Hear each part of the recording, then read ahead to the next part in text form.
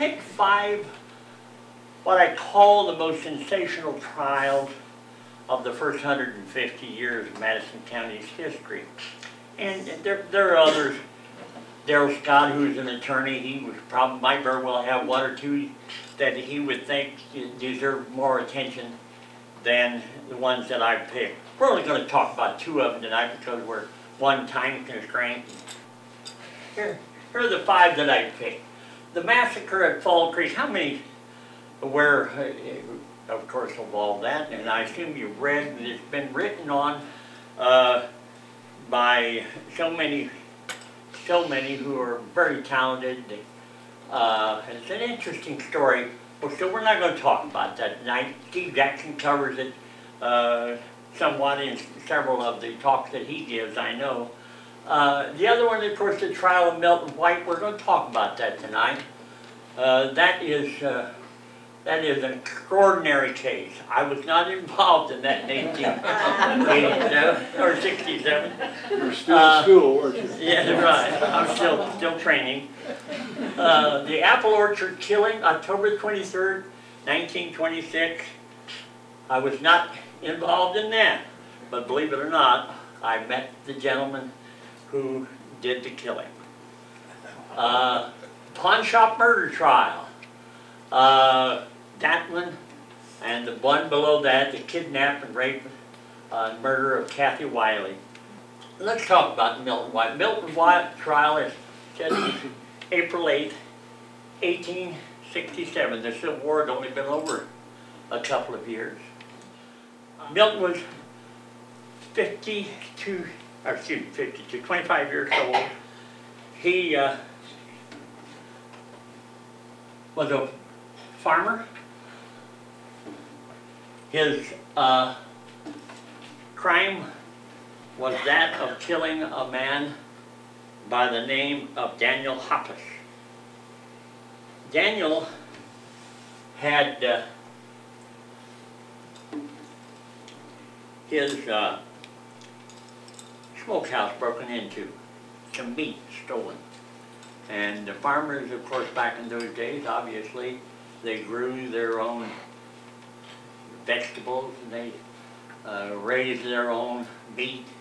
And so, of course, they were very guarded as to the protection of those things. Daniel followed footsteps, and it led to the home of Milton White, who lived fairly close by. So, Daniel took a friend with him, knew where Milton worked. He was worked down at the train station, I think the Big Four. I'm not quite sure what he did, but I don't know whether he probably was not a baggage or carrier, but he may very well have been a ticket. I doubt if he was in that category, but he did something, perhaps loading or unloading freight. I'm not sure. The record doesn't seem to tell us much about that. But Daniel and his friend met Milton there and asked him about the taking of the meat. Of course, Milton denied doing it. And he said, back, you know, if you want to, you can go back and search my place if you want to, because I don't have any meat. Your meat's not on the premises. So they said, okay. Well, Milton White left with Daniel Hoppus, and they were last seen heading toward White's home. The next time that Daniel Hoppus was seen, his body was found very close by. His skull had been badly crushed. He had obviously been beaten to death with a club. It was a sassafras club. In fact, it was about 5 foot in length and long and had a knot on the end of it. And that was found, had human hair on it and blood. Nobody saw the killing. And White did not confess to it. But when White came home, he was greeted by his wife, and she said, "What's wrong with your hand?" He had an injury on his hand, and he told his wife, well, Hoppus is not going to ever search anybody else's property. And she said, "Well, what about your hand? How did that happen?" He said, "Oh, I got into hassle with somebody at the depot and passed it off that way." Well, of course, the police conducted their investigation, and all of the evidence, circumstantial as it may be, would seem to be very strong and led directly to Milton White. Milton was arrested, placed in custody, and was tried for murder in the first degree. Now, our community, and I'm convinced this has happened in both this case and the next case, which I'm going to talk about, that there are times when our society almost, we get starved, craving for some sort of excitement. And I really think that's what happened in the Milton White case. Because the crowd showed up for, of course, the trial. The trial was handled by a very competent prosecutor, very prominent judge presided over the proceedings. They had two defense attorneys, one of which was a fellow by the name of James W. Stansbury. The case was tried in the courthouse that was in existence back in 67, I'm sorry, apologize. I couldn't find any pictures or photographs, and I don't think that there is any in existence. But there's an artist's rendition of it, that's it there. Next to it is a building, and we believe that to be the jail. Probably Steve might very well know. I don't know whether he's ever investigated the court. Milton White was incarcerated in the Madison County Jail in 1867. That jail was on the northwest corner of what is today 9th and Jackson Street, where TJ Tire is. Okay, all right. And so anyway, the trial was had, and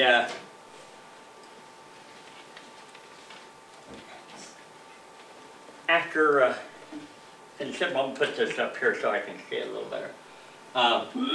After several days of trial, a verdict of guilty was entered. Of course, the evidence seemed to be overwhelming, though circumstantial. The sentence was, of course, "You shall be hung by the neck until dead." Now, as I said, the killing took place in April. The trial was conducted, and White was sentenced to die by hanging on September the 20th, 1867. Now it shows you how quickly justice moved back in those days. That's not very, there's a lot of appeal processes they go through and that kind of thing. Now the closest he had to an appeal was the governor came to visit him, and after talking to him and after examining all the evidence, the governor concluded he had a fair trial and that he was not going to interfere in the matter. One of the things that probably brought about the conviction was the fact that Hoppus was a small man. He was considered, in fact, one of the people quoted him as being one of the kindest and most inoffensive men. That's a direct quote. He was a family man, described as being poorly, sickly, did not appear to have any enemies. On the other hand, Milton White was a large man, 6 foot tall, weighed about 200 pounds, had served in the Union Army during the Civil War.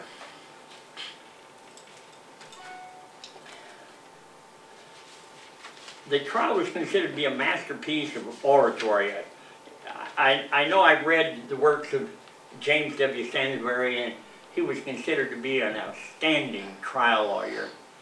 He'd been a prosecutor one time, but was considered to be an outstanding trial lawyer, and particularly an outstanding orator. But despite all of the oratory, he was not able to save Milton.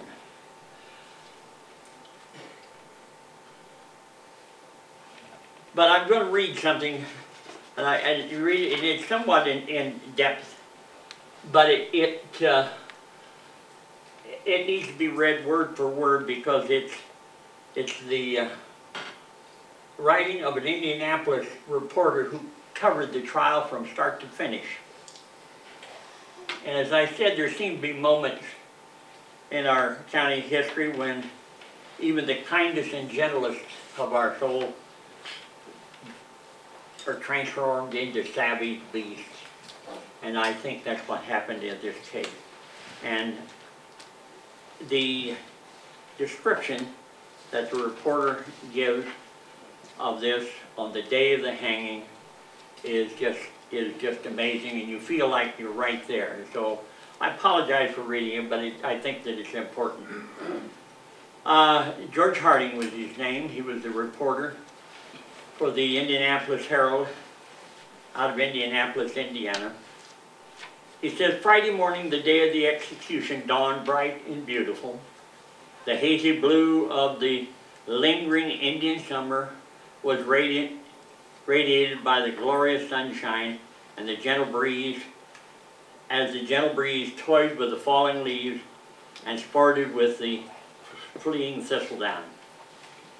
The neighboring forests were radiant in golden gleam. The green, the crimson, the orange of the dying foliage presented a picture of surpassing beauty. A man with any poetry in his soul would have been more than ordinarily loath to leave so beautiful a world on so beautiful a day, but it mattered little to the stoic wretch about to take his last look from the earth and from the scaffold floor. The crowd began to gather from all parts of the compass, on foot, on horseback, in buggy wagons, ox carts, the old, the young, the hale, the lame, the blind, the male, female, dusty, sweaty, begrimed. The buggies came loaded with people. In many instances, the whole family were present, from the old grandma with the wrinkled parchment skin, yellowed by time as the maple leaf, down to the infant in its mother's arms. Young girls with rosy cheeks came in troops, smiling, chattering, coquetting as if it were but a gala day. Young gentlemen mounted on sleek, well-fed horses, sitting on brand new pigskin with hats gorgeously decorated with red, white, and blue streamers, proudly rode into town with faces aglow with the inspiration of a hanging festival. Lank and ague, shaken backwoodsmen dressed in their linsey woolsey womsies, typed and almost an extinct race, trudged wearily through the woods to the event, followed by the half-starved dogs for the pitiful sake of being in the neighborhood of a poor fellow human being who was about to be choked to death for his sin. The scene around the public square in Anderson on this bright day were a sad commentary on human nature. Among the 8,000 or 10,000 people assembled. Now, when you think of 8 or 10, the Paramount Theater, I think in its heyday, seated about 1,700, I'm thinking. 1458. 14, okay. So it's better than 6 or 7 times that size, the crowd that had come in for this. There was much boasting among some of the people of the number of criminals they had seen launched into eternity at the rope's end. A man who had not seen more than 5 men hung did not command much respect from the crowd. 25 or 26 execution men could secure the attention of the crowd, and the returning Californian, who had witnessed 93 hangings, was looked up to with a feeling akin to awe. With the old men gaped with their mouths open, young boys stood by with staring eyes, with the noble ambition to see as many hangings as possible, so that they might boast a little when the down on their chins ripened into stiff beards. To and fro among the crowd were numerous young men selling pictures of White, and who earnestly protested that they were bona fide photographs of the man who was about to be hung. During all this time, within a few rods of this scene, a poor wretch strode miserably, to and fro in his cell, counting each tick of the clock, which brought him nearer to the frowning gallows, the dreadful noose, the yawning grave, and dark, dread hereafter, which not even the best of us could face without a shudder. To get to the death mark, to get to the fairgrounds, which we'll talk about here in a minute, you had to have tickets. I think we issued 200 tickets. Preparing for the march, at 12 o'clock, preparations were made to take the prisoner to the scaffold. The rope was artistically knotted and well greased, was examined and found all right. The jurors, county officers, reporters, and others entitled to admission within the enclosure were assembled in the jailer's room below, and when all was ready, proceeded upstairs. The sheriff opened the cell of the condemned man, who walked out into the corridor. He looked calm and self-possessed, with the exception of the relentless wandering of his eyes, here, there, everywhere, but resting upon nothing. His arms were now pinioned, the rope was placed around his neck, and he was escorted down to the front gate of the jail yard. The crowd was large and densely packed, and it required guards with fixed bayonets to keep them back. The prisoner was then seated on his coffin, which had to be placed in a common spring wagon, and the Reverend Father Crawley on one side and Sheriff James H. Snell on the other. The reporters and others fell in behind, and the guards, with bayonets turned outward, formed a line on each side, and thus the procession began the death march. From the prison, the procession marched to Anderson, now 8th Street, or what's called West 8th Street, or historic West 8th, and turned west down that beautiful thoroughfare lined on each side with elegant dwellings. The cortege passed slowly amid the cloud of dust, the crowd pressing frantically forward to get a view of the prisoner, and were unmindful of the bayonet. Hundreds of women, many of them with babies in their arms, were borne along with the crowd, their dresses torn and dragging in the dust, and themselves in danger of being trampled to death. Many of the verandas in front of the residences were full of people, while from behind the green leaves of the vine shone the fair faces and bright eyes of young ladies too modest to show themselves on such an occasion, yet with enough morbid curiosity to make them look upon the dreadful sight. Throughout the horribly tedious march, the prisoner was unmoved. He sat with his eyes closed and with his ear inclined to Father Crawley's listening to the exhortation of that good man. He seemed to have gathered strength as he went on, and his nerves acted as if made of steel. He spoke rarely, and then only in response to questions asked him by Father Crawley. Occasionally, as some epithet would fall upon his ear, he would look quickly up, and tiger-like gleam would for a moment flash from his eyes. He was decorous and dignified throughout. His conduct put to shame many of those who followed him to the grave. Arriving opposite the gallows, which had been built in the thick forest of oak about a half-mile from the city and 200 yards north of the main road, the procession filed down the narrow country road with a thick undergrowth of hazel on either side. The gallows was a plain platform with a railing around it, a trap in the center, and a crossbeam overhead. It was surrounded by a high enclosure of green oak trees capable of holding 200 people. The scene around the gallows was at once striking and humiliating.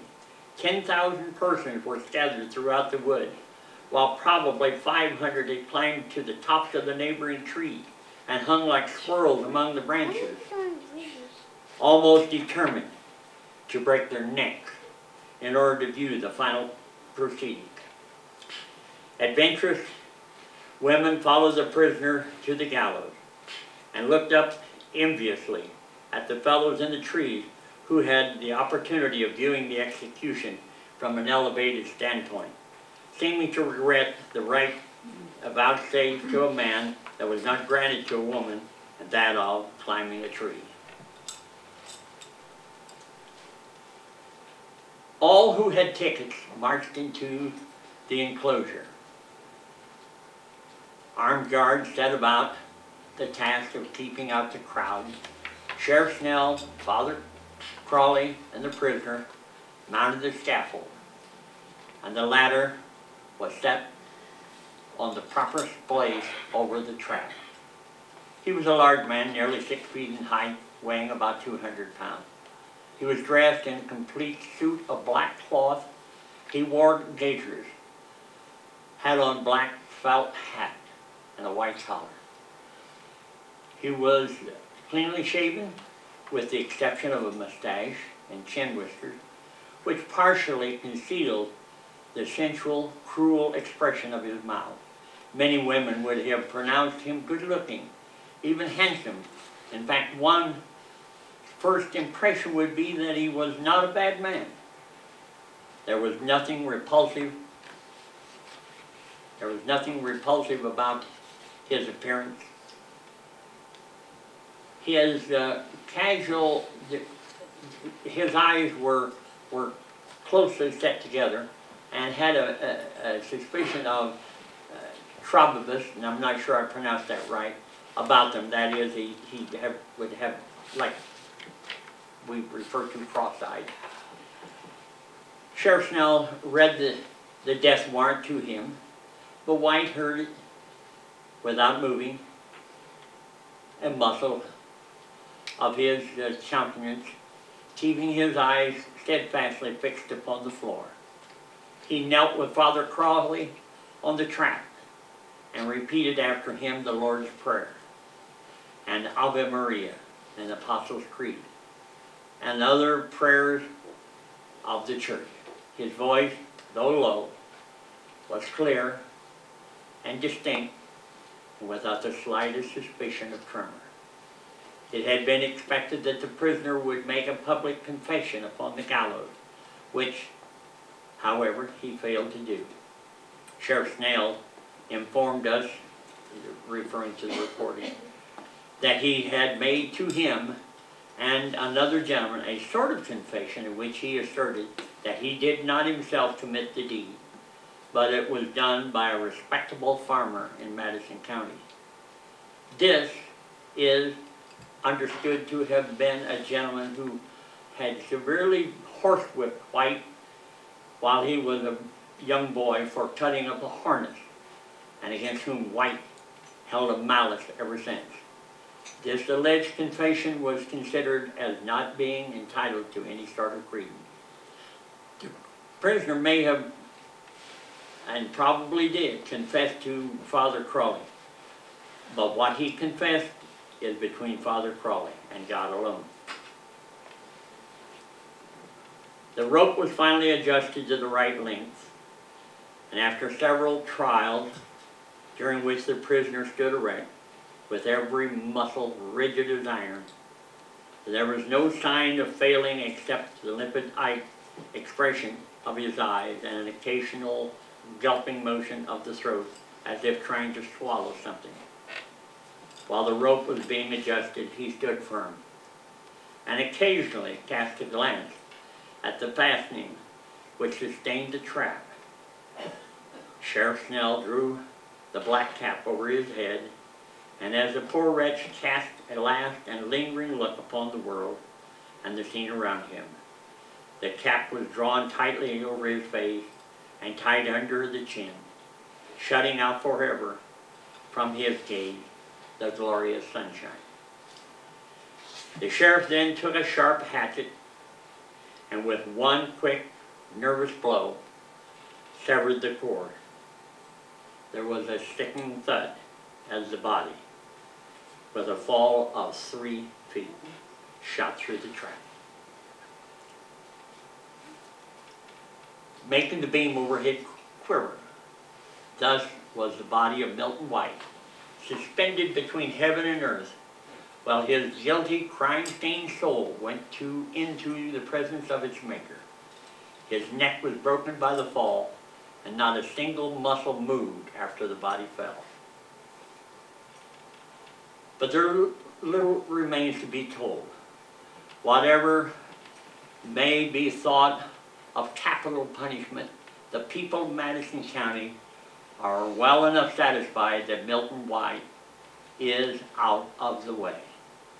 The execution was well managed. The Sheriff Snell is entitled to much credit for his coolness and self-possession. Father Crawley proved himself a devoted friend to the condemned man and stood by him to the last. Everyone was disappointed by the demeanor of White in his last moment. It was believed that he would be unmanned, but on the contrary, no man ever met death with less signs of trepidation.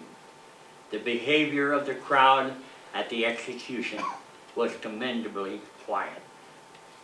We have a picture of the, I think the fairgrounds. There we are. I don't know whether I can show you.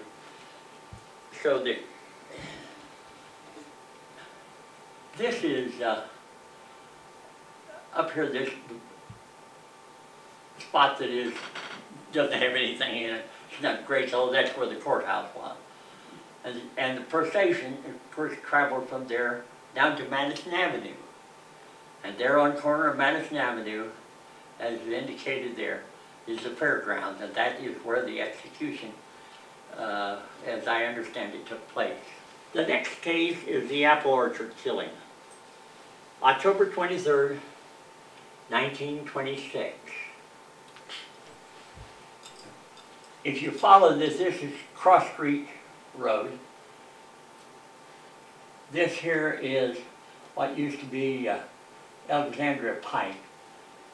This right here, all the way up here, is the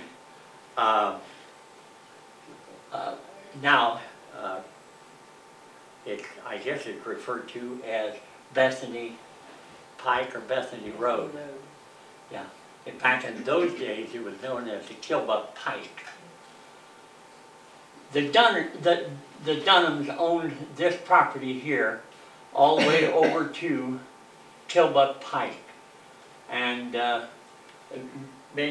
considerable amount of acreage. In fact, Joe and Olive Dunham were considered to be one of the wealthier landowners in Madison County at the time. I first met Joe Dunham when I was a young boy, 10 years old. Our farm was located right about there, corner of Shepherd Road and Cross Street. And I would see Joe, and this would have been, anywhere from 1937 to, 1941 when I last, but you would see him out in the fields, and he was tilling his land, a lot of tillable land, with horses. At a time in 1941 when most farmers were using tractors. For some reason, his orchard, which was a part of the original farm, and it was located right about there. I'm sorry I've shaken so bad here. But that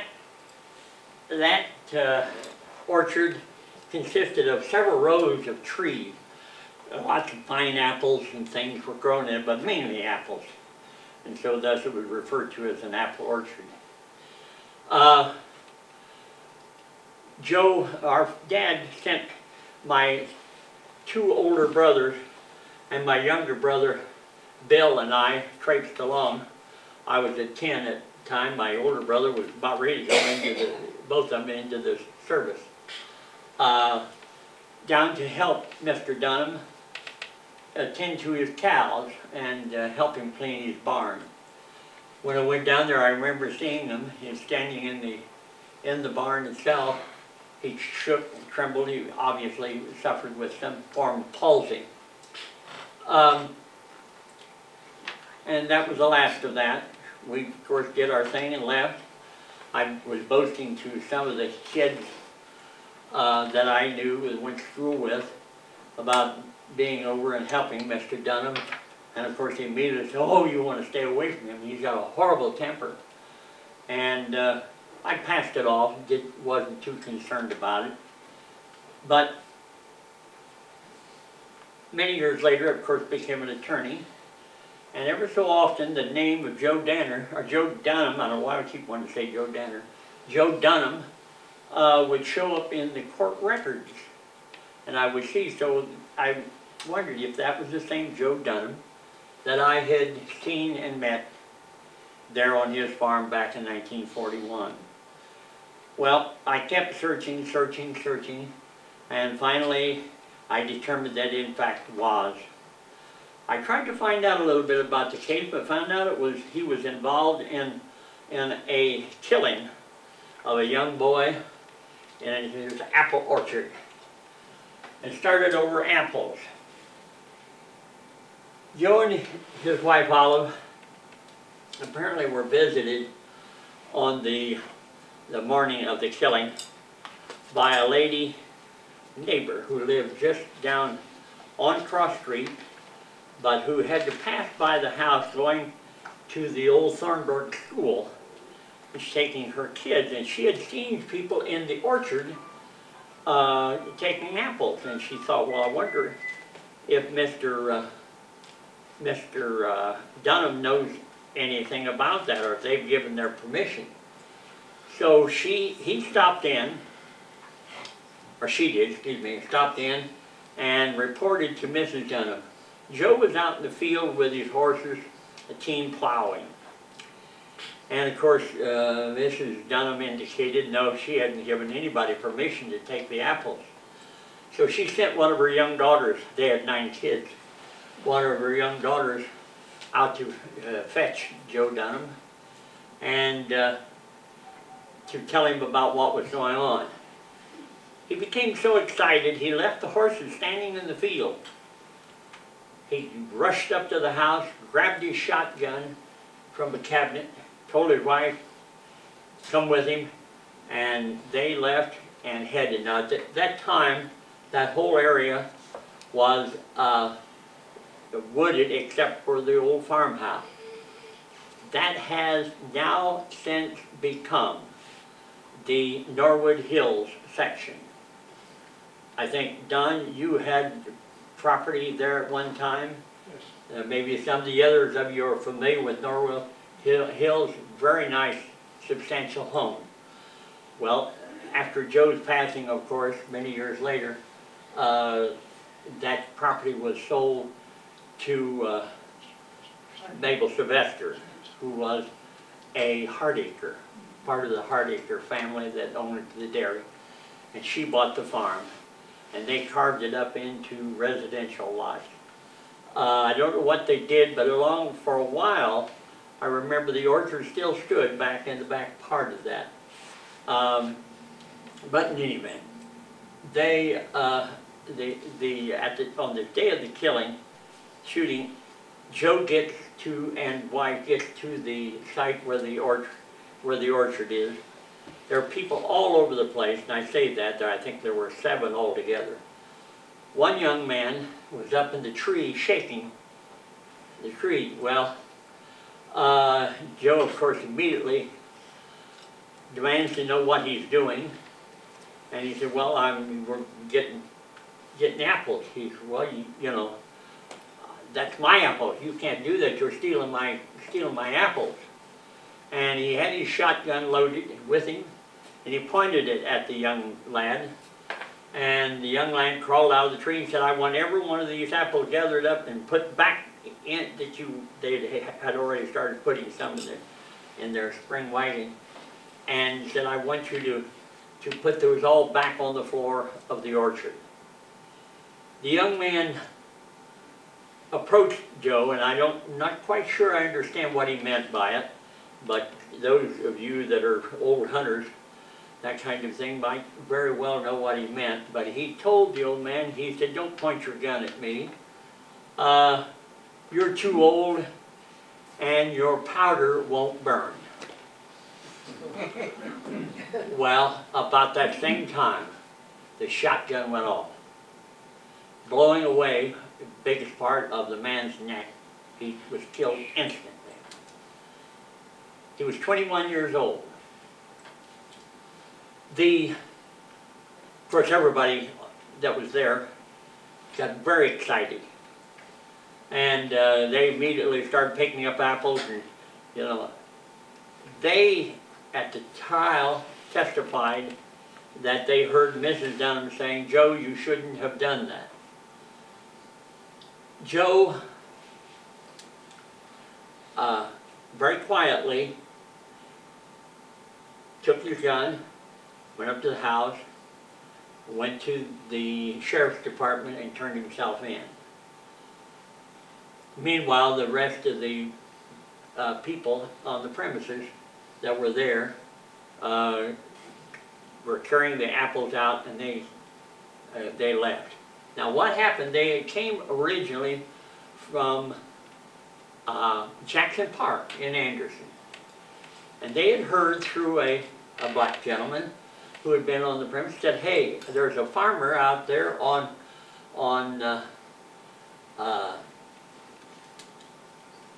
Killbuck Pike that got a bunch of apples laying on the ground. They're all just going rotting. And he said, I asked him, and he said it was all right to take them as long as you get them off of the ground. So they left and went to the property and got the apples. This was the day before the shooting. The second day, a young man by the name of Alvin Pine, the one that was killed, was invited to go along. And they took the spring wagon again and went all the way down along the, what would be Alexandria Pike, where that meets up with Killbuck Pike, and then of course to the orchard. We don't know. The story, the evidence was not clear as to what really had happened. Whether Joe Dunham did, he denied ever giving anybody permission to take these apples. He claimed at the trial that he had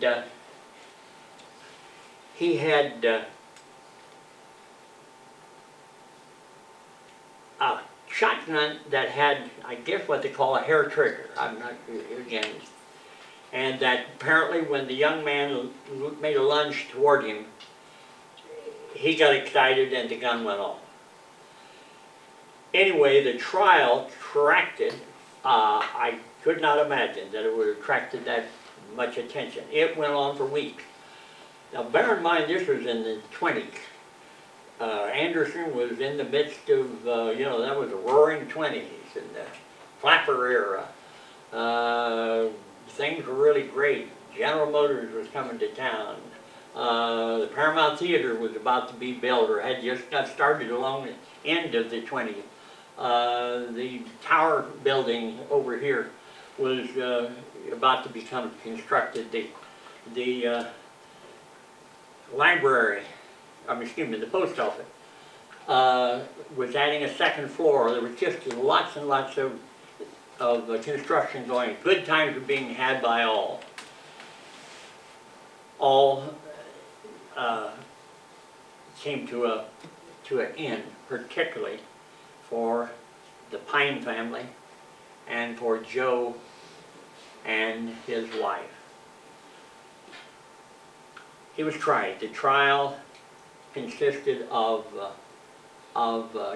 two well-known attorneys, the prosecutor, which Darrell, you'll know,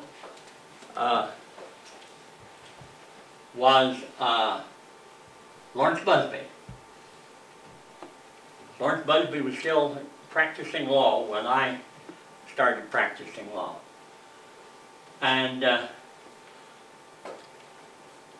with him, he had hired and employed, with the permission of the court, Bart Campbell, Craig Campbell, the attorney, Jack Campbell, his father, hired him to assist. Both extremely talented defense attorneys.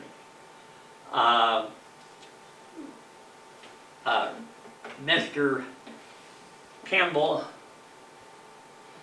and Mr. Busby handled the prosecution, while the defense was handled by, and I can't, right offhand, can't think of his name, but he was hired because of his, Mr. Dunham had known him handling the paperwork when he bought some of the real estate, some of the farm.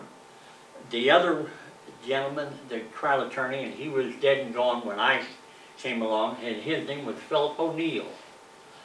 Philip O'Neill was an extremely talented and very powerful attorney, quite a dynamic orator in his own right. And they took over handling the case for the defense. There was something in the newspapers every day about the case. They covered in detail, in fact, an entire transcript of the proceedings, the questions and the answers of all of the witnesses was transcribed and printed in the paper. The problem with it is that the paper, like all newspapers, have been put on microfiche film and is so scratchy that it's difficult to read. So it was quite a laboring chore. This is the courthouse, of course, as you all, most of you all remember that courthouse. The circuit court room there was a large room, quite large, and could accommodate a lot of people.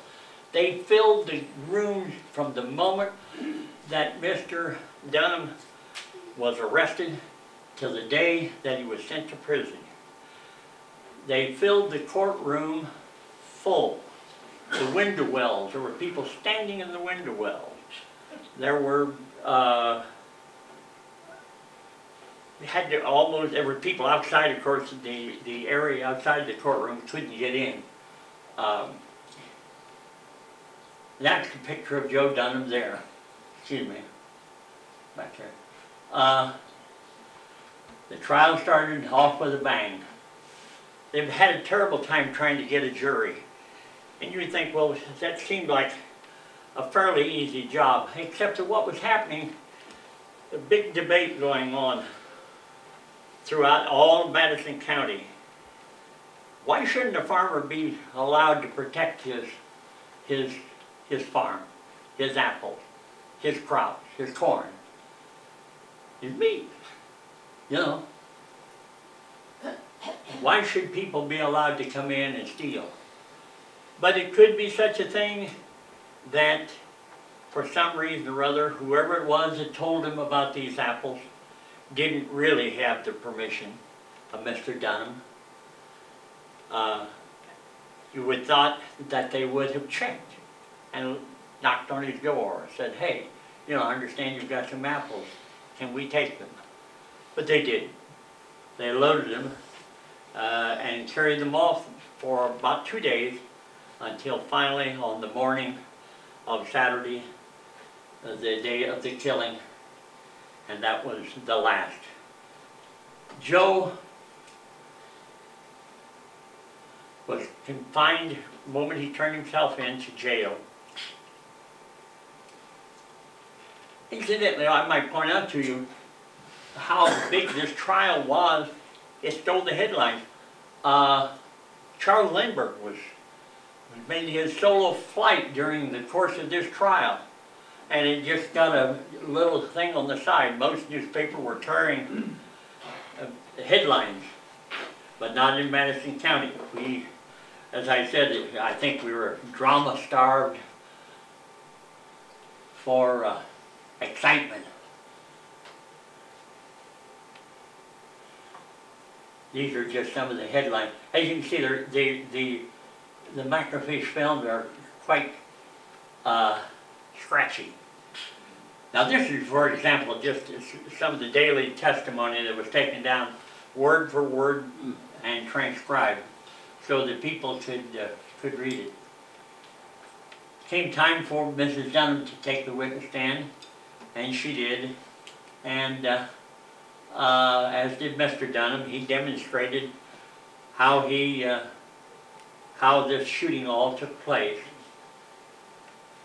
The bottom line of it was that the jury concluded that he should be guilty of manslaughter, not murder in the first degree. I might point out to you, Mr. Busby and Mr. Campbell were demanding the death penalty. They were asking for first-degree murder, and so it was, you know, it was, the attorneys had their hands full in challenging that because it was felt like by the prosecution that it was just a willful killing. Mr. Dunham's reputation as having an uncontrollable temper, in fact I may have a little bit of headlines, had an uncontrollable temper, ungovernable temper. And that probably prejudiced the jury, or he may very well have escaped even conviction at all. But it was felt like that he was an impatient man, and he had just absolutely lost his cool. Now, meanwhile, he's remained locked up in jail. The trial took place May of 27. He was arrested in October of 26. After the trial, a big discussion, his attorneys tried to determine what they should do, whether they should appeal the decision, the verdict of the jury. And for some reason I'm told, and I believe it to be true, that Joe Dunham said, no, I don't want to waste any more money on this. He felt that he had good attorneys, it wasn't that, but he just felt like he wanted to get the matter behind him. So he was sentenced to serve 2 to 21 years. Now he'd already been in jail for 1.5 years. He was sent immediately to the Michigan City where he served out the biggest part of, well, he spent all of course, certainly the 2 years, so he spent the biggest part of 4 years, I think, behind bars. and of course was then released and came home. He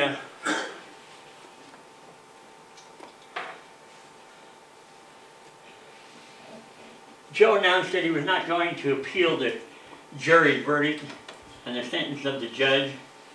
Then, with tears streaming down his wife's face, Joseph B. Dunnan made a final statement. He says, "I wish to thank my friends and neighbors for their kindness during this terrible affliction.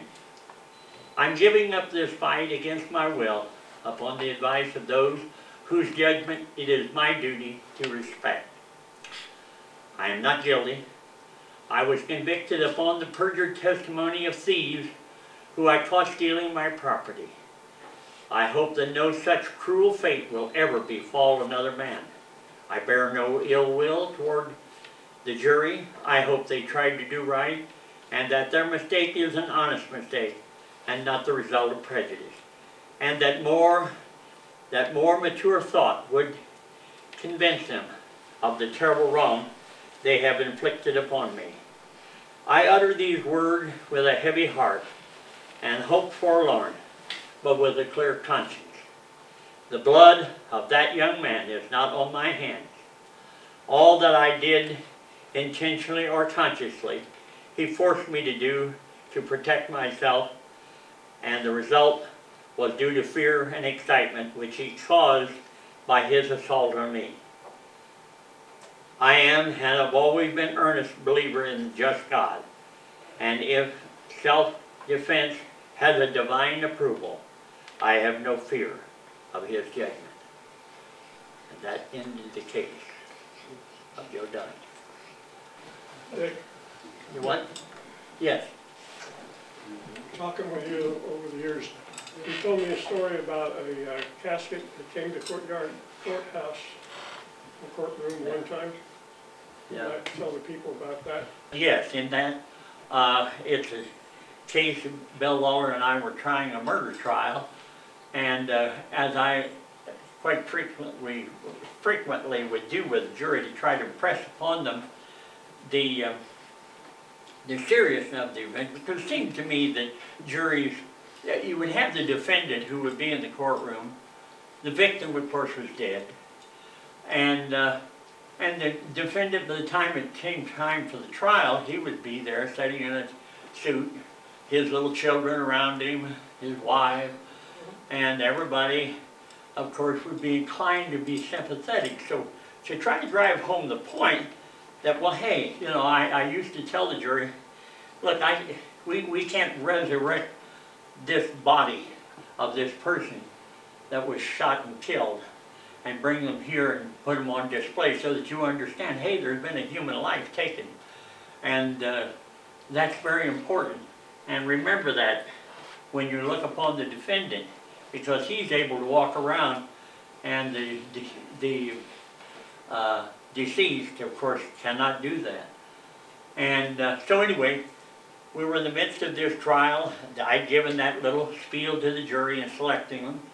In the midst of the trial, and lo and behold, I was notified by Bill Lawler that our deputy over in city court was ill, and I was going to have to go over and try. He said, well, you go ahead and do that. I'll try to carry on the trial here for, usually that only took about a half a day.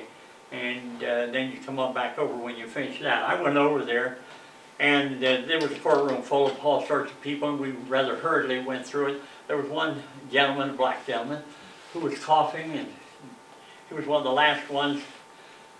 I asked him, I said, what do you want to do? Are you going to plead guilty, or what? Do you want a trial? Or he said, no. He said, I don't have a home. I don't have any place to stay. And he said, I'm sick. Wonder if you could get me, put me somewhere where I could get to see a doctor. I said, well, look, if you'll be agreeable and enter a plea of guilty, in those days you could be arrested for vagrancy, which was a misdemeanor. And I said, we'll have you sent down to the State Farm. They have a little hospital in that prison, and you'll have 3 square meals, a roof over your head, and you'll be out by spring, and you'll probably be well then. Okay, he was agreeable to do that. Well, apparently what happened, he, within about 2 days after arriving there, he died of pneumonia. So they called the local sheriff, our sheriff, and said, well, one of your inmates passed away, you need to have somebody come get him.